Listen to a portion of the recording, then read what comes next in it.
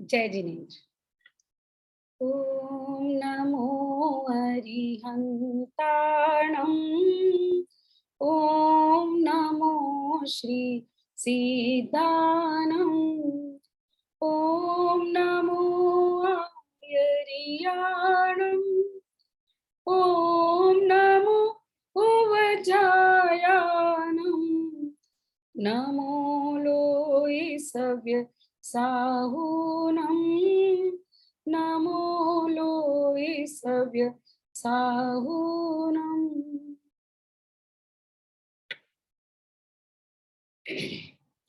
जैन धर्म और उनका प्रयुषण पर्व। प्रयुषण पर्व यानी आत्मा के प्रदूषण को दूर करने के लक्षणों वाला पर्व। और इसमें आज 8वां दिन है और 8वां लक्षण। कल हमने उत्तम तप के बारे में पढ़ा था कि तप किस तरह से मनुष्य को एक बहुत सुंदर मानव बनाने में सहायक होता है। जैसे सोने को तपाया जाए तो उसमें चमक आती है, वैसे ही अपनी आत्मा को जानना, समझना और उसका प्रयास करना। और वो कैसे संभव है, लेकिन वो उत्तम तप संभव कैसे है? ये जितने भी लक्षण है ना, सब एक दूसरे से जुड़े हुए हैं। आज है उत्तम त्याग। जब त्याग नहीं होगा तो तप कैसे होगा? और त्याग का अर्थ हमने जैसे पहले जाना, त्याग किसका करना है? भोजन का त्याग नहीं करना है, कपड़ों का त्याग नहीं करना है, भौतिक वस्तुओं का त्याग नहीं करना है। त्याग में जब हम उत्तम त्याग की बात करते हैं तो इन सब के साथ सिर्फ इन्हीं वस्तुओं का त्याग त्याग नहीं कहलाता। इन सब के साथ भी हमारी शक्ति और सामर्थ्य के अनुसार हम अपनी आत्मा को शुद्ध करने के लिए, हम अपने जीवन को सुंदर बनाने के लिए, सत्य से शिवम और शिवम से सुंदरम की ओर बढ़ने के लिए जो कुछ भी करते हैं वह त्याग की श्रेणी में आता है। और इसीलिए उत्तम त्याग कहते हैं। दान चार प्रकार चार संग को दीजिए, धन बिजुली उनहार नर भवता हो लीजिए। उत्तम त्याग कहो जग सारा, ज्ञाता दोनों दान समारे। दोनों समारी कूप जल सम, धरव घर में परिणया। निज हाथ दीजे साथ लीजे, खाया खोया बह गया। धनी साधु शास्त्र अभय दिवैया, त्याग राग विरोध को बिन दान श्रावक साधु दोनों लहे नाही बोध को। तो देखिए दान कितने प्रकार के होते हैं, त्याग किस तरह से करना है। त्याग यानी दान देना।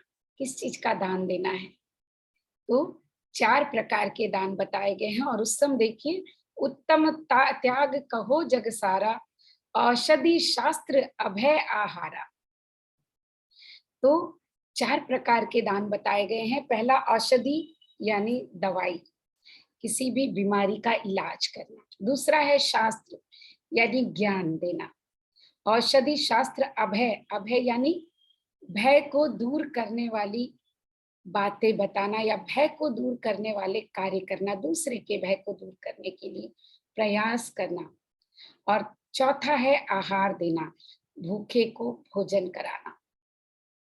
तो ये 4 प्रकार के जो दान हैं, ये त्याग की, उत्तम त्याग की श्रेणी में आते हैं। और जिसकी जैसी क्षमता है, यानी हर कोई व्यक्ति इन चारों प्रकार का दान नहीं कर सकता। इसलिए 4 दान बताए गए। जो औषधि का दान कर सकता है, उसे औषधि का दान करना चाहिए। जो ज्ञान का दान कर सकता है, उसे ज्ञान का दान करना चाहिए। और जो लोगों को सुरक्षित रख सकता है, भय से दूर रख सकता है, उसे लोगों की देखभाल करनी चाहिए। और जो भोजन दे सकता है, उसे भूखों को भोजन खिलाना चाहिए। तो ये 4 प्रकार के दान हैं। और उसमें बहुत सुंदर कहा है कि ज्ञाता दोनों दान संभारे। तो जो शुरू के जो 2 ज्ञान हैं, औषधि और शास्त्र। औषधि और शास्त्र। औषधि जिन्हें औषधि का ज्ञान हो, शास्त्र जिन्हें शास्त्रों के अर्थों का ज्ञान हो, भावार्थों का ज्ञान हो, उन्हें ये दान करने चाहिए। और ऐसे दोनों दान करने से दोनों सम्हारे कूप जल सम, दरब घर में परिणया, निज हाथ दीजे साथ लीजे, खाया खोया बह गया। लेकिन अगर हम इस तरह का, इन चारों में से किसी भी तरह का दान अगर नहीं करते हैं, तो अपने द्रव्य को यानी धन को अगर घर में रखते हैं, तो वो धन किस तरह से है, एक कुएं में बंद जो धन पड़ा है, वो कहाँ जाएगा? वो तो खत्म हो जाएगा, वो किसी के काम नहीं आएगा। तो अगर धन है आपके पास, उसे खाकर खोकर खत्म करने से कोई फायदा नहीं है, और वो इसी तरह खत्म हो जाएगा। कुछ भी करें, आप उसे अपने साथ लेकर नहीं जा सकते हैं। आपने जो यहाँ पाया है, वो यहीं छोड़कर जाना है, ऐसा यहाँ बताया गया है। और इसलिए बहुत सुंदर कहा गया है, निज हाथ दीजे साथ लीजे, खाया खोया बह गया। मतलब अगर उस धन को जो आपने घर में इकट्ठा किया है, वो बाद में भी दूसरों को ही जाना है, वो आपके पास हमेशा रहना नहीं है। आप उसे यहाँ छोड़कर ही जाने वाले हो। तो उससे बेहतर है कि अपने हाथों से उसे दें, तो आपका दान दान की श्रेणी में आ जाता है, आपका त्याग की श्रेणी में आ जाता है। और ऐसा त्याग करें, धनी साधु शास्त्र अभय दिवैया, ध्यान त्याग राग विरोध को, बिन दान श्रावक साधु दोनों लही नाही बोध को। तो श्रावक यानी गृहस्थ, और साधु यानी सन्यासी, इन दोनों को ही दान देना चाहिए।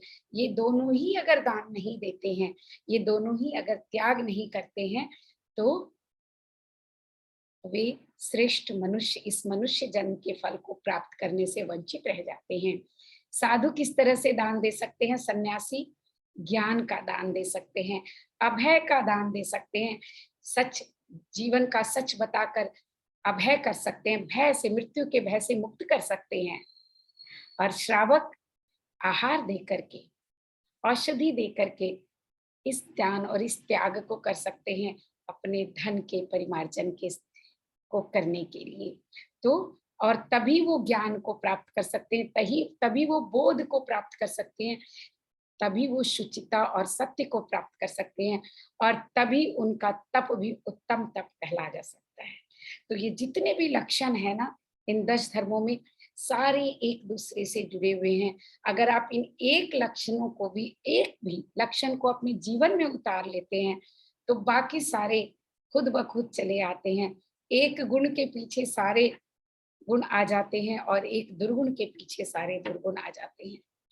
तो इन 10 लक्षणों में से किसी भी एक लक्षण को मन में भा ले, तो इस मनुष्य जन्म, दुर्लभ मनुष्य जन्म को हम सफलता पूर्वक जी सकते हैं, बोध पूर्वक जी सकते हैं। जीते तो हम सभी हैं, लेकिन बोध नहीं है। बोध पूर्वक जीना है, क्योंकि हमें मनुष्य जन्म मिला है, क्योंकि हमें बुद्धि मिली है, हमें हृदय मिला है। तो आज बस इतना ही।